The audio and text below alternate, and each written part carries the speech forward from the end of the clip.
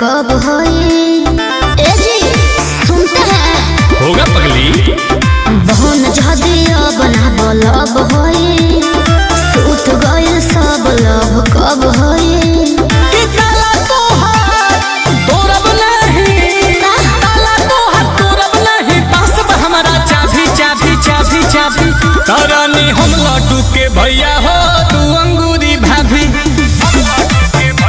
अरे सही पकड़े हैं? ए रानी हम लड्डू के भैया हो, तू अंगूरी भाभी। अरे सब का बोलते हैं? तो हालियावो हालियावो हालियावो हेले सटना तो बढ़ता बेताबी। ये सब का बोलते हैं? हमको समझ में नहीं आता है।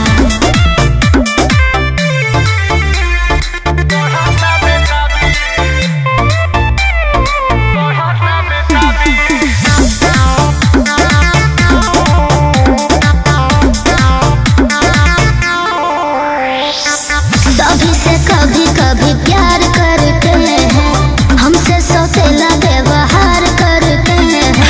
अरे हमारी रसमलाई क्या बोल रही हो? देखिए हंसे मत। सभी से कभी कभी प्यार करते हैं, हमसे सौतेला व्यवहार करते हैं। जैसा सोचती है आप वैसा कुछ नहीं है। तो क्या है? पति जी से श्रीमती काहे खुश नहीं है।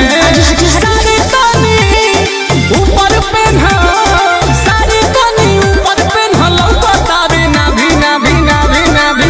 हे रानी हम लड्डू के भैया, तू अंगूरी भाभी। कि रानी हम लड्डू के भैया हो, तू अंगूरी भाभी। अजी इसका क्या मतलब है? मतलब नहीं पगली, मतलब होता है। आवो हाली आवो हाली आवो हाली, हेने सटना तो बढ़ता बेताबी। अजी हटिए ना, बाबूजी जी देख रहे हैं ना।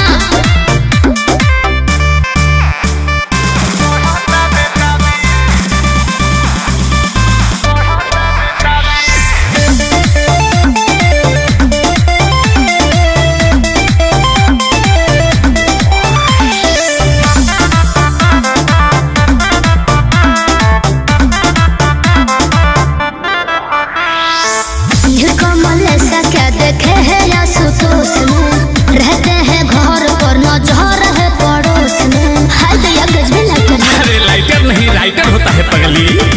कमल ऐसा क्या देखे है आशुतोष में, रहते हैं घर पर नजर है पड़ोस में। आता आदत से भले ही अपने बात नहीं हूँ, शिल्पी राज तुमसे आज भी नाराज नहीं हूँ। सच्ची? कभी कभी मार्केट में तू, कभी कभी मार्केट में तू हो जाती हो हावी हावी हावी हावी। कुछ भी बोल। रानी हम लड्डू के भैया हो, तू अंगूरी भाभी। अजी सही पकड़े हैं? अजी सही पकड़े हैं? तो रानी हम लड्डू के भैया हो, तू अंगूरी भाभी। ये क्या बोलते हैं? कि आवो हाली आवो हाली आवो हाली, हेने सटना तो बढ़ता बेताबी। ए लड्डू के भैया नहीं मानेंगे। सही पकड़ी है पगली।